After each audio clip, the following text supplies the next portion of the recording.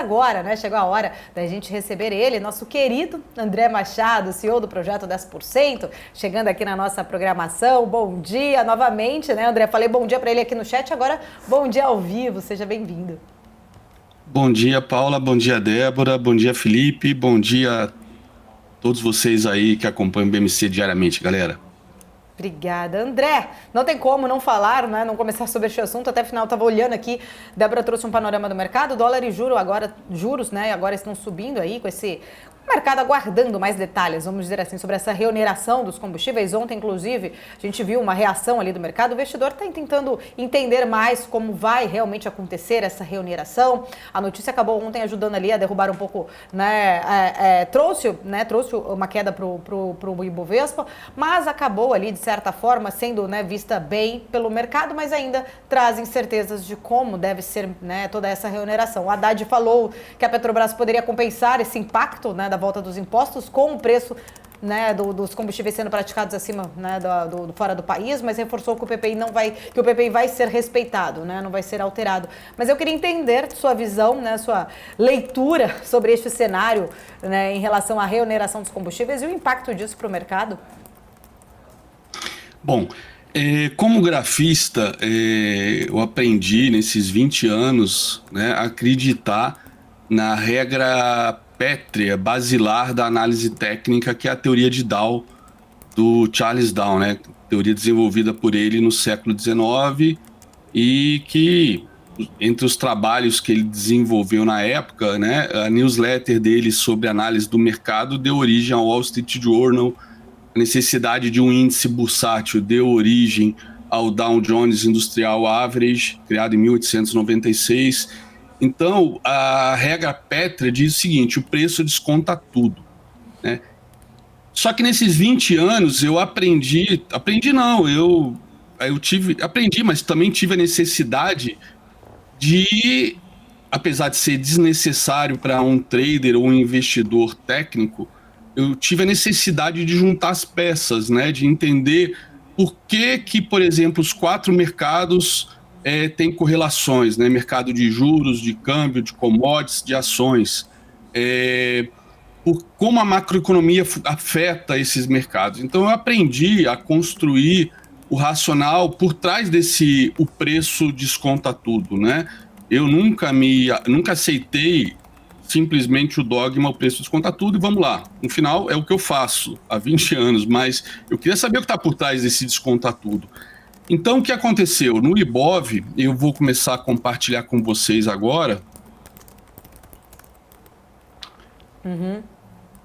O Ibov, eu estava aqui olhando os DIs, o Ibov, ele fez um pivôzão de baixa na sexta-feira, tá? Ele confirmou um pivôzão de baixa, que eu já tinha até alertado durante o carnaval, o pessoal que me acompanha em rede social, Telegram, Instagram, etc., que a gente estava fazendo, né, uma consolidação em cima da média de 200, né, que a média de 200 é a minha linha de tendência primária, e com isso, como ela está flat, muita gente acha que por estar flat ela tem que ser extremamente forte, né? Aqui a gente vê ela flat, a gente vê ela segurando várias vezes o preço, né? Aqui a média 200, que é essa linha branca. Mas quando ela está flat, na verdade, significa ela tem esse poder de atração, né? De quando o preço está indo em direção a ela, inevitavelmente o preço, ela puxa o preço até ela. Mas ela, quando está flat, normalmente ela tem essa possibilidade de ficar passando para cima e para baixo, porque ela flat significa que não tem tendência primária, né? Então a gente tinha essa consolidação, ou seja, tendência primária indefinida, lateral, né? A tendência secundária, que é essa linha azul, também flat, então também lateral, só que a gente tinha uma terciária, que é essa linha vermelha, descendente. Então, existe um movimento na análise técnica que quando o preço, né, ele não vai até a média vai no preço, né? Então, foi o caso aqui da tendência terciária, que o preço, né, não foi até ela, então ela veio aqui até o preço. E se o preço chegasse nela e perdesse esse fundo, acionaria um pivô de baixo. Então, aqui nesse dia, aqui, uns 3, 4 dias antes, eu comentei da possibilidade de a gente ter esse movimento de power breakout. Repare que na sexta-feira a gente cravou a mínima exatamente aqui. E ontem a gente fez esse padrão de dúvida. Eu até li matérias de ontem para hoje, no caso hoje de manhã cedo, comentando que o mercado meio que aceitou, né? Foi análise de jornalistas da imprensa especializada que fez a leitura de que, pelo fato de tá praticamente garantido que a reoneração vai acontecer, o mercado, qual era a expectativa, né? Reoneração, vai ter mais inflação, deve puxar os DIs, derrubar a bolsa, mas o mercado ontem ficou meio que no 0 a 0, teve volatilidade, mas ficou no 0 a 0, apesar até de alta nos mercados americanos. Só que eu tenho outra leitura. Tudo bem, eu tenho essa leitura técnica que fez a mínima na sexta e ontem ficou no 0 a 0, tá? Justamente porque ele atingiu um alvo. Então, qual é a expectativa quando a gente atinge um alvo de FIBO, ou quando a gente rompe um pivô de baixa, né? Qual é a expectativa? É que a gente, na sequência, venha fazer... Opa, deixa eu trocar aqui por outro... pela flecha, que é melhor. Que a gente venha fazer um pullback na cabeça do pivô de baixa, para depois retomar a queda em direção aos próximos alvos, tá? Ou então a gente pode, né, parar, travar aqui no primeiro alvo, deixar esse padrãozinho que foi deixado ontem, que a gente pode até considerar um padrão na análise técnica de Gift, e essa mínima ser rompida para vir buscar os próximos alvos sem fazer pullback. Na maior parte das vezes a gente tem esse padrão de pullback, né? Então agora o Ibov até subindo 0,23, talvez sinalize, né, que ontem foi um dia de definição, ou seja, a gente teve uma barra de venda forte, um dia de definição, aí vem fazer o pullback, e aí pode ser num dia só ou em 2, né, 3 dias, para depois do pullback vir romper esse fundo e continuar buscando os próximos alvos, especialmente o 104,230, que normalmente é o que, com frequência, mais vezes o Ibov vai buscar, que é o alvo de 100%, que coincide aqui com este fundo, assim como o alvo de 161, que é esse aqui, coincide com este fundo, que não é coincidência, na verdade, esse movimento de alta, a gente está fazendo esse pivô de baixa aqui dentro desse movimento de alta todo, né, em proporções áureas perfeitas, por isso que os alvos, inclusive, dessa consolidação, estão batendo com esses fundos, né? A gente teve aqui nessa perna de baixa esse pullback até a primeira retração e depois novamente esse pullback até a segunda retração, até a primeira retração junto com a média de 20 para fazer esse power breakout. Pois bem,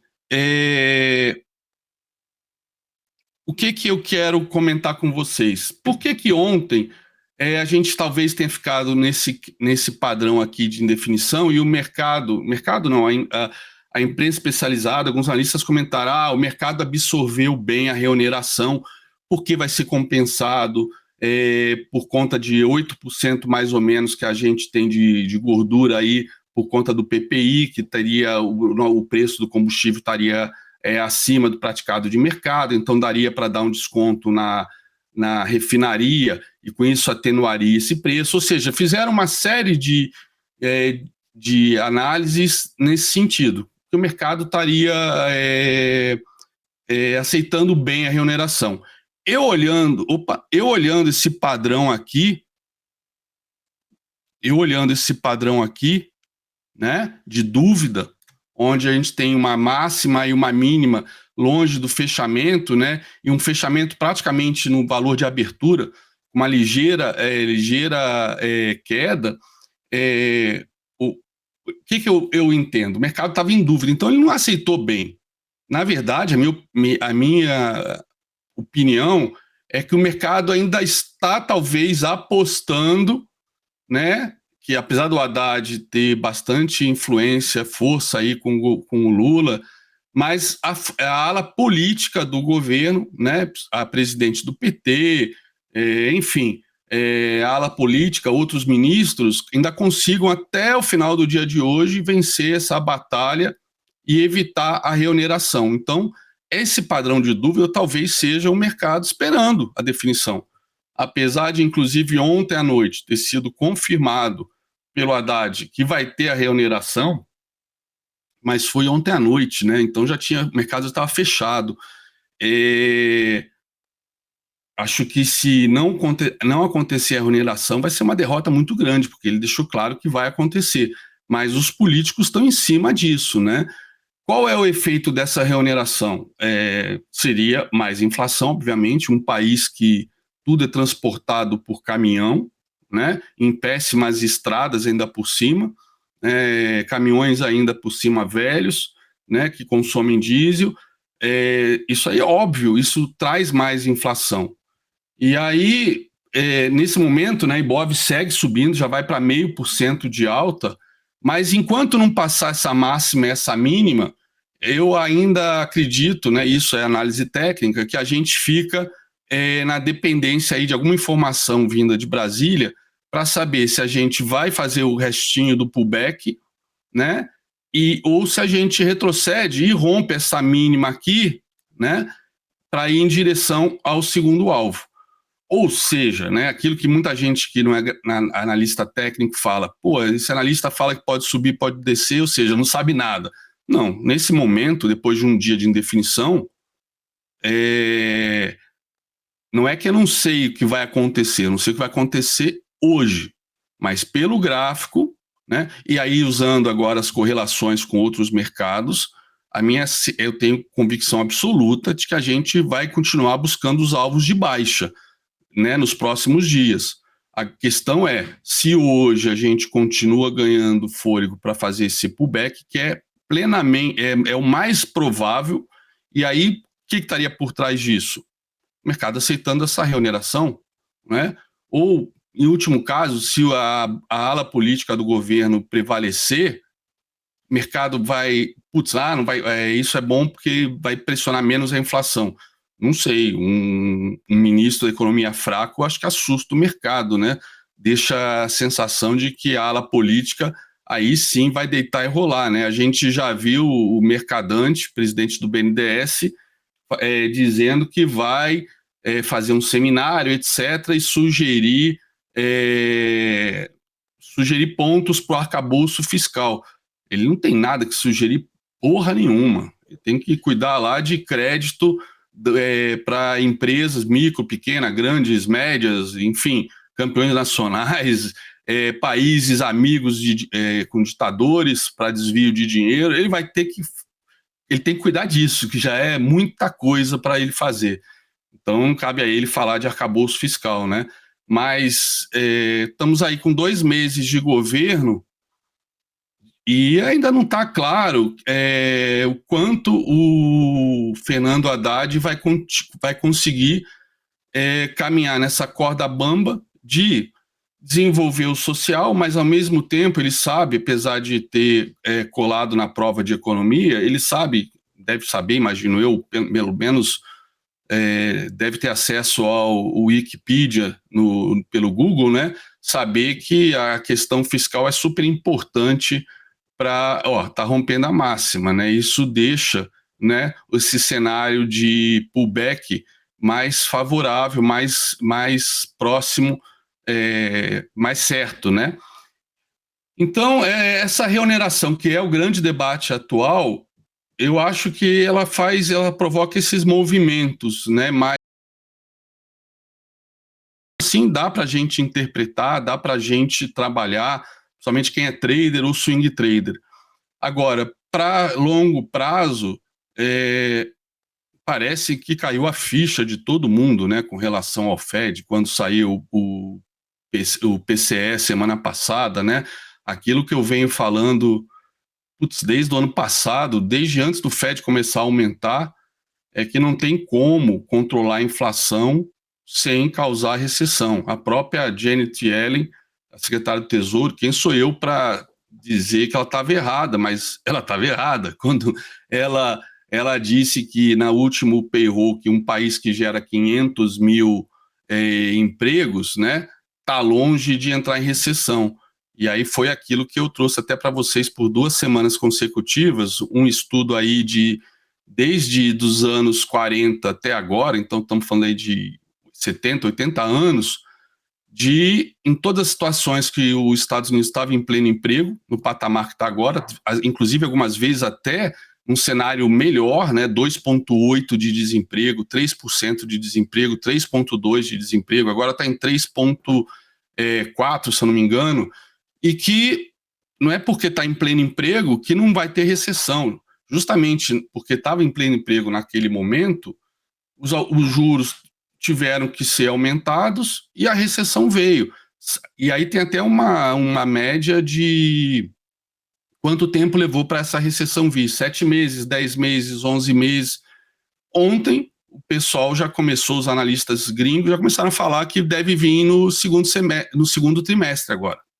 Ou seja, antes já se cogitava que viria no último trimestre ou só em 2024, né? E tinha aquele lado torcedor que diz que que a recessão não vai acontecer, né?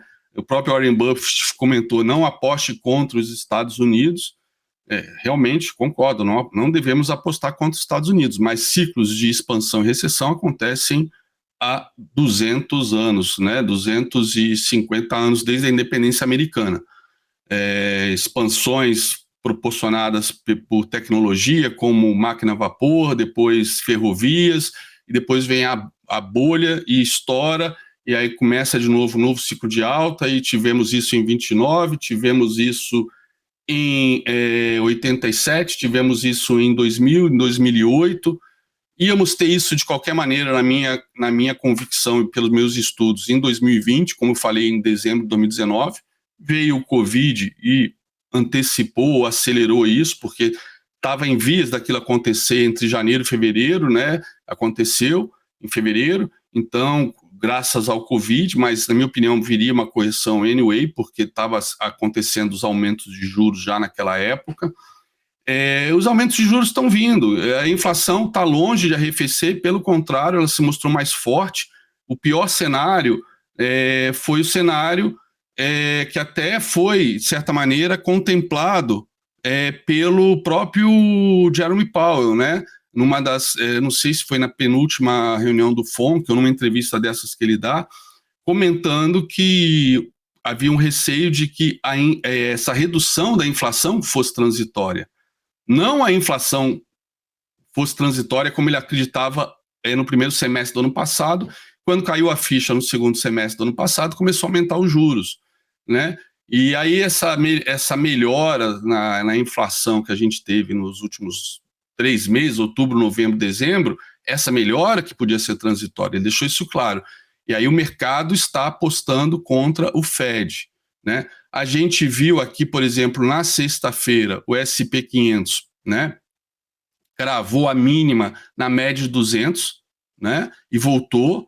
Ontem, né, ele estava subindo, chegou até a romper a máxima dessa barra e devolveu quase tudo no final do dia. Ou seja, ele veio, aqui tem uma retração de FIBO extremamente importante, né, que aqui a gente tem o FIBO de as retrações de toda a queda, desde o topo histórico do S&P 500. Então, ele veio, né, até a retração de 50 por várias vezes aqui, uma vez aqui, nesse dia mesmo já voltou. Aqui ele chegou até a romper, que foi naquela euforia pré-Fed, mas logo depois veio a realidade, né, com a decisão, com a coletiva do Powell, e aí armou um pivô de baixa, tá? Cravou a média de 200 e a média de 200 deu uma segurada, mas ontem, ó, essa retração de 50 segurou, jogou para baixo, a gente perdeu a última retração, que é a primeira, né, de baixo para cima de 38, e veio fazer pullback nela. Então, eu acredito que o SP deve continuar a cair, apesar de ter rompido a média de 200, ela está flat, segurou uma vez, como segura várias vezes, né? Mas a gente deve perder, a média de 20 está para baixo. Então, no final, a gente tem esse evento aí dos combustíveis, né? Um evento, na minha opinião, que causa talvez descolamentos, né? Temporários. No final, a gente, como todo o planeta Terra, vai seguir o mercado americano, o maior mercado do mundo.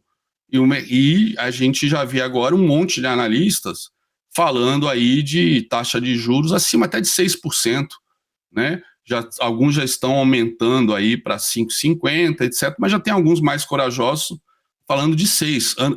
Ano passado tinha alguns falando de 7, que mantiveram esse discurso, e foi até uma taxa que eu comentei, acho que ano passado, né, no início do segundo semestre, que era a taxa que eu acreditava que, pela inflação que estava na época, era a taxa que eu acreditava que o Fed ia chegar. Só que, dependendo da velocidade que essa recessão se instale nos Estados Unidos, né, afetando o mercado imobiliário, o consumo das famílias, o mercado imobiliário por si só, hipotecas, né, refinanciamento de hipotecas, que gera também consumo. Muitas famílias usam as hipotecas para se refinanciar e refinanciar consumo, né, gastos no dia a dia, complementar a renda, acreditando que as casas sempre vão subir de preço, como foi o espírito de 2000 a 2007, porém, as casas, no momento que os juros vão subir, muito provavelmente os preços vão parar de subir, porque vai ter menos pessoas com disponibilidade financeira para comprar casas, casas novas ou usadas, com essa taxa de juros, né? Então também isso afeta o consumo. Então, na minha opinião, mudou nada de um ano para cá. Como você que vem me acompanhando, Paulo, toda semana já até confirmou aqui ao vivo essa minha taxa de acerto em termos macro e também técnicos, para onde está indo o mercado, quais são os alvos, até que patamar vai, não mudou nada. Esse evento do IBOV hoje, ontem, nessa semana, é meramente temporário, e no final o mercado como um todo vai estar olhando lá para fora, né? E a gente que tem um problema de inflação, né, riscos fiscais, o dólar mais do que nunca é fundamental acompanhar. E o dólar tem esse gráfico aqui, que é o gráfico mais, né, perigoso para o Brasil, né, que é o gráfico mensal do dólar, que mostra aqui que a gente finalmente, né, depois de 20 anos, é um gráfico de 2002 a 2023 agora, pela primeira vez em 20 anos, a gente rompeu essa retração. Essa retração é de 61, que sempre no dólar é que segura o dólar, tá? Para depois retomar a tendência anterior, ou seja, a gente tinha essa tendência de queda, né? Corrigimos até a primeira retração, retomamos a queda, depois de novo retomamos a queda, rompemos esse topo, fizemos esse pivô de alta aqui, aí fomos até de 61, retomamos a queda, depois de novo de 61, retomamos a queda, aqui foi justamente fevereiro de 2020, né, com o dólar acaba caindo forte por conta da redução de juros para nível 0,025, né, mas repare que mesmo com essa redução, as retrações funcionaram tecnicamente perfeitas e voltamos a subir. E rompemos essa retração de 61. Quando a gente rompe essa retração de 61, a gente tem como alvo principal o topo, né? E aí ele foi até a metade do caminho, voltou para fazer pullback, que era o esperado, e estamos terminando o mês de fevereiro hoje com um padrão de compra na retração de 61 que ele fez o pullback, compra, né, um engolfo de alta em cima do mês de janeiro, né, com a mínima, na média de 20, né, ele fez o halt na média de 20, mínima na média de 20, também aqui nesses topos, né, que aqui que é em cima desses topos que a gente projeta os alvos do dólar, né, então os alvos do dólar, a gente pode projetar, inclusive, inclusive o dólar, ele foi cravar o segundo alvo. No mês que ele foi no primeiro alvo, ele voltou, mas depois rompeu, aí violou 3 meses seguidos, mas não conseguiu romper o segundo alvo, e aí veio fazer o pullback aqui na cabeça do pivô. E olha, a mínima, além da média de 20, está na cabeça do pivô, e os dois fechamentos, né, na verdade a abertura desse mês e o fechamento do mês passado, acima dessa retração. E agora com esse golfo de alta, tudo sugere que o dólar vai vir buscar agora essa linha vermelha aqui em cima. 119 pontos no DXY. Isso é óbvio, vai afetar todas as moedas do mundo, principalmente as emergentes. A gente não vai fugir disso. Eu não acredito no sonho aí de muita gente que dólar vai para baixo de 5 por conta de fluxo, até porque o fluxo num cenário desse vai ser interrompido, né? Ou vai ficar concentrado, como a gente vê em Petrobras, Vale, né, que tem esse hedge implícito, embutido, porque são empresas commodities dolarizadas. Só que as commodities também estão num cenário, e voltando aqui rapidamente para o DXY, as commodities, né, também estão num cenário ruim. Se a gente pegar as commodities como um todo e usar o índice mais utilizado no mundo, né, para ver cenário de commodities como um todo, que é o índice CRB da Reuters, né, a gente vê claramente que as commodities estavam em alta, perdeu esse fundo, a gente cravou o segundo alvo, ó, já fomos no segundo alvo 1, 2, 3 vezes, quase 4 vezes, e aí a gente vem fazendo topos descendentes, mas não rompe o segundo alvo, mas é um padrão baixista. E quando a gente olha as commodities, né, a gente tem tendência primária de baixa, secundária de baixa, terciária de baixa, e as três cronologicamente alinhadas, né? Ou seja, a primária acima da secundária e a terciária embaixo da secundária. A primária acima da secundária, a secundária acima da terciária. Ou seja, a gente deve perder este fundo e buscar este novo alvo aqui para commodities, né? O que tem ajudado a segurar o CRB, obviamente, é um índice de commodities metálicas, energéticas, agrícolas, é justamente o petróleo, né? Por conta da guerra, etc. O petróleo, ele está em tendência de baixa primária, está flat na secundária, né? Com essa queda que a gente teve nos últimos dias, está em tendência terciária de baixa, tá? Mas veja, ele já fez um topo mais baixo que o anterior, fez agora um fundo mais alto, ou seja, a gente agora no petróleo, né? A gente está num padrão de continuação chamado triângulo, que normalmente é rompido a favor da tendência, por isso que é considerado um padrão de continuação. Ou seja, o petróleo também cravou esse seu segundo alvo menor, se perder esse fundo aqui, perdendo esse triângulo, ele deve vir buscar o terceiro. Então, Petrobras e Vale, né, o minério de ferro também, eu mostrei acho que na última vez que eu estive aqui, antes do carnaval, o minério de ferro também ele atingiu alvos. Cadê o minério de ferro? China está aqui. O minério de ferro, ó, ele cravou o terceiro alvo aqui desse fundo, dessa última queda.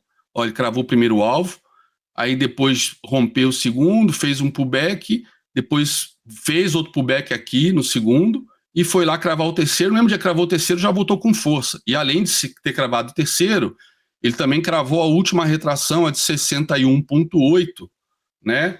Que é normalmente aonde termina a correção de uma perna, de um grande movimento para retomar a tendência principal, que nesse caso seria de baixa, né? E as correlações entre commodities e moedas, elas são inversas, né? Então, é natural com o dólar subindo que as commodities caiam, né? Então, a gente viu lá o DXY com sinais fortes de alta para os próximos meses, e com isso, com esses sinais aqui do minério de ferro, né, também do petróleo e o próprio CRB, queda de commodities também como um todo, que é natural em alta de dólar, alta de juros, e é normal queda de ações e queda de commodities, ou seja, o Ibov, que vem se segurando por conta das commodities, os gringos só têm colocado grana em commodities, podem começar a sair fora, uma vez que vão ver menos espaço para crescimento,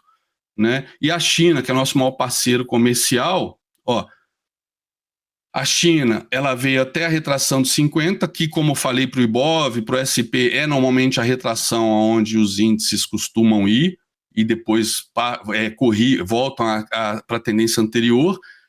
A China está a 1, 2, 3, 4 tentativas de romper o segundo alvo, que também é a retração de 50. Então tem essa questão de que todo mundo coloca, vê risco na China, né? E eu estava acompanhando mais cedo no jornal, e também o Felipe acabou de comentar, a queda aí, a maior queda, né, desde 1999, de investimentos estrangeiros diretos na China, a maior queda, então, se não me engano, foi 76% anual, ou seja, o mercado tem toda a treta aí com o Biden, né? O Biden já querendo estender o embargo de tecnologia de ponta para a China, não só dos chips mais sofisticados, mas tecnologia em geral, seria um grande golpe na China. E a gente já vê, por conta aí do Covid, né, não só da política de Covid zero, mas também a maneira ditatorial que a China costuma agir, as empresas não querem ficar nas mãos do Xi Jinping, que agora com seu terceiro mandato deve vir aí e com fortes, com a mão de ferro em cima de qualquer tipo de convulsão social que aconteça por conta de queda na economia, etc. Vai ter uma reunião extra não, são 2 vezes por ano, mas parece a última foi no final do ano passado, mas já estão agendando uma para março que deve vir com pacotes econômicos de estímulo, né? Mas eu tenho convicção que o castelo de cartas do mercado imobiliário caiu, não vão conseguir recuperar. Esse era o grande, né, locomotiva do crescimento chinês. E toda a questão de exportação para o mundo, que a China também era o segundo pilar, um mundo em recessão global, né, conforme eu comentei ainda há pouco, vai importar muito menos da China. E outra coisa, por conta do Covid zero, das atitudes do Xi Jinping, muitas fábricas estão saindo da China, né, e indo para os países ali do Sudeste Asiático, por exemplo, Tailândia. A Tailândia cresceu bastante do ano passado para cá. Foxconn vai abrir fábrica na Tailândia agora. Ou seja, a China, apesar de ter pessoas que pensam o contrário, é uma ditadura. Os sonhos do Xi Jinping não têm a mínima chance de darem certo, né? E a prova disso é que, por ser ditadura, o que vem sustentando a China, né? Desde que o Clinton caiu na asneira de decretar, aprovar a China como economia de mercado, né? Aprovar isso no Senado e a OMS ter colocado ela como economia de mercado e ela ter crescido nesses 22 anos aí um absurdo. O Xi Jinping está com toda a pinta de que vai, em poucos anos, detonar todo o trabalho que o Deng Xiaoping fez na década de 90 para levar a China, para preparar a China para esse salto, né? Justamente porque não houve reformas políticas para levar a China para uma realmente economia de mercado, que era uma das promessas, garantias que ela deu para a OMS e para os Estados Unidos. Isso não aconteceu. Foi o maior, os 20 anos foi o maior roubo de propriedade intelectual da história da humanidade, né, de tecnologia, de tudo que você possa imaginar, que levou a China a virar essa potência. Só que eu acho muito mais fácil essa potência que é a China desmilinguir do que os Estados Unidos, que é potência aí há mais de 100 anos, desde a Primeira Guerra Mundial, desde, na verdade, do final do século XIX, né, mas foi assumir a liderança mundial a partir da Primeira Guerra e com muito mais força depois da Segunda. É muito mais fácil a China perder o fôlego do que os Estados Unidos, na minha opinião. Mas como a China é nosso maior parceiro, qualquer impacto aqui, qualquer espirro da China é pneumonia no Brasil. E aí a gente viu agora o dólar, essa questão do dólar, né? Como eu mostrei que vai puxar o dólar aqui, a gente não tem como, né? Isso não afetar inflação, juros, enfim. E falando de dólar aqui no Brasil, tá aqui o dólar, né? O dólar cravou aquela retração de 61,8, que eu chamo sempre a atenção. Isso vale para day trade de dólar futuro, vale para gráfico de 60 minutos ou de um dia, né, do dólar à vista. No dia que ele cravou 61, olha a puxada que já deu, praticamente limpou tudo, né, para fechar aqui perto do 50 e depois romper esse topinho. E aí veio fazer pullback, fez pullback por 2 vezes já, mas média 200 virada para cima. Então, sinalizando, né, ainda a inclinação é pequena, uma tendência de alta no dólar aqui também. Então, na minha opinião, não temos muito o que ficar torcendo, né? A galera tem que parar de torcer, né? Pensar friamente e proteger o seu patrimônio, o seu capital, né? Porque com capital protegido, quando a gente passar por um novo ciclo de alta, a gente vai às compras e fica milionário. A questão é tentar acertar fundo nesse cenário. Para mim é muita burrice. Desculpa, eu não devia falar a palavra burrice. Só fica ofendido quem está tentando fazer isso. Não, tá certo, né? Sua opinião. A gente respeita. É muito risco, né? É muita torcida, enfim. É muito temerário esse tipo de papel de comportamento. educador E tem é gente esse, que né, vem André? fazendo isso há um ano, né? Um ano fazendo isso, desde 1º de abril do ano passado, quando a gente entrou em tendência de baixa de novo. O pessoal vem apostando, o mercado tá amassado, o varejo tá amassado. Eu falei, quando eu vi os números do Serasa de inadimplentes, e depois foi confirmado pelo balanço do Bradesco, do 3º trimestre, eu falei, gente, como é que vocês estão apostando que o varejo vai explodir com a gente batendo recordes de inadimplência? Eu lembro. Isso não é. Agora eu não sei qual o número que estava, mas eu lembro na época que saiu essa notícia, que foi bastante alarmada pela imprensa, a gente estava com 66 milhões de CPFs negativados. Quem está negativado não compra, a menos que vá na Magazine Luiza e faça aquele carnezinho gostosinho, né? Que a dona Luiza liberou, um desespero. Mas, né? Aí o Bradesco aí apanhando feio os resultados, ainda teve esse azar com as americanas, mas o Bradesco já vinha mostrando essa queda da classe C e D, e o pessoal falando, os R$600 do auxílio emergencial agora o consumo vai bombar.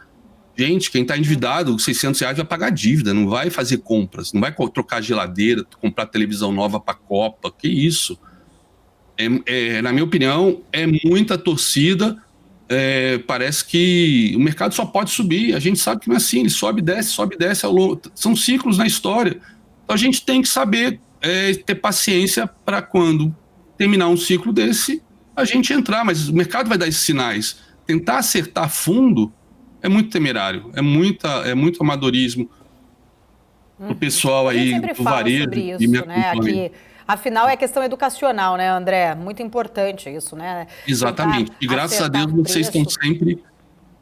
graças a Deus vocês estão sempre aqui divulgando isso, trazendo pessoas... E é legal trazer pessoas dos dois lados, né? Que tem as duas visões, mas às vezes eu tenho a sensação que o pessoal do varejo só olha a visão... Bom, isso o Daniel Kahneman ganhou o Nobel de Economia sobre isso, né? Eles só olham a visão que confirma o viés deles. E como o viés do varejo, do investidor, pequeno investidor, é sempre compra, caiu, comprou, até porque isso funcionou muitas vezes nos últimos anos, não só aqui no Brasil, mas no mundo inteiro, mas o cenário mudou, né? O cenário mudou. A maior parte dos profissionais de investimentos, né, nunca viveu um mercado como esse nos últimos 40 anos. Então, o cara que está começando agora, que está investindo por sua própria conta, tem que levar isso em conta também. A gente está num momento que é muito difícil para qualquer um afirmar o que vai acontecer. Apesar de eu ter um pouco de coragem de vem dizendo isso da recessão desde o ano passado, que vai acontecer, para mim é muito óbvio. Eu não sei se é a minha visão de história. Todo mundo fala que no mercado financeiro os físicos são os caras mais buscados pelos fundos, principalmente quantitativos, etc., porque os físicos eles são os únicos que conseguem pensar em todas as possibilidades possíveis, né? E por isso que eles conseguem montar cenários para todos os lados. Mas eu acho que uma profissão que eu acho que o pessoal deveria dar mais atenção, uma carreira que o pessoal deveria puxar para o mercado financeiro, seria a carreira de história. E o mercado financeiro tem uma história por trás. Dizer que o mercado é caótico, que nunca vai se repetir, que nunca é igual, para mim é uma arrogância e uma bullshitagem gigantesca. É história, é assim há séculos. Por que vai mudar em 2023? Com certeza. Alex, André, é que o Alex André tá do meu lado aqui, por sinal, viu? Manda um abraço para ele aí pra galera. Tá aqui, pode deixar. Tava falando aqui, a gente sempre brinca aqui, toda vez que tá o André, eu chamo ele de André e fica aquela confusão. Mas tá certo. Obrigada, André Machado. Sempre um prazer falar contigo. Vou visitar vocês até sexta-feira, se Deus quiser, e eu bato papo com a galera aí. Combinadíssimo. Obrigada, beijo para você, boa semana. Beijo, Paula, boa semana para você e para todos.